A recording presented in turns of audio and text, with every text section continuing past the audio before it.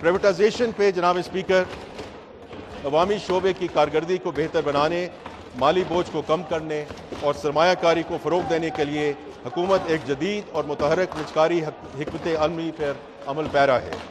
ये हिकमत अलमी non essential सरकारी इदारों की शफाफ और मौसर निजकारी पर मरकूज़ है ताकि मुख्तलिफ शोबों बिलखसूस तवानाई और मालियाती शोबे मुसाबकत, कारकर्दगी और निजी सरमायाकारी को फ़रोग दिया जा सके।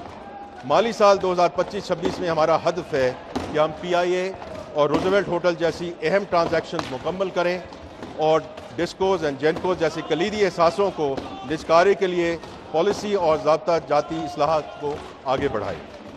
सबसे अहम बात यह है कि हम निजकारी को सिर्फ एक माली इक़दाम नहीं बल्कि पाकिस्तान की सरमाया मंडियों को वुसअत और गहराई देने का एक ज़रिया समझते हैं। मुनज़्ज़म पब्लिक लिस्टिंग और ऑफर्स के ज़रिए हमारा मकसद ये है कि सरकारी असासों को स्टॉक मार्केट में शामिल किया जाए ताकि मार्केट में शफाफियत बढ़े, सरमायाकारों की शिरकत मुमकिन हो और अवाम की मईशत में शमूलियत को फ़रोग दिया जा सके।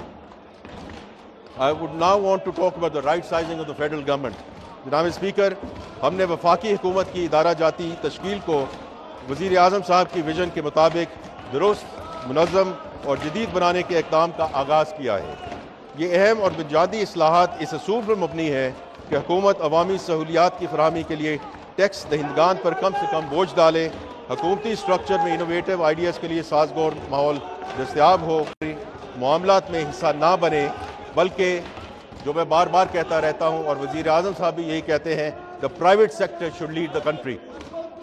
अब तक काबीना ने 10 वजारतों की राइट साइजिंग के मनसूबों की मंजूरी दे दी है जो अमल दरामद के मरहले में है। 6 डिवीजन्स को ज़िम करके 3 बना दी गई हैं। 45 कंपनियों और इदारों को प्राइवेटाइज, ज़म या वाइंड अप किया जा रहा है। तकरीबन 40,000 वेकेंट पोजीशंस को ख़त्म कर दिया गया है।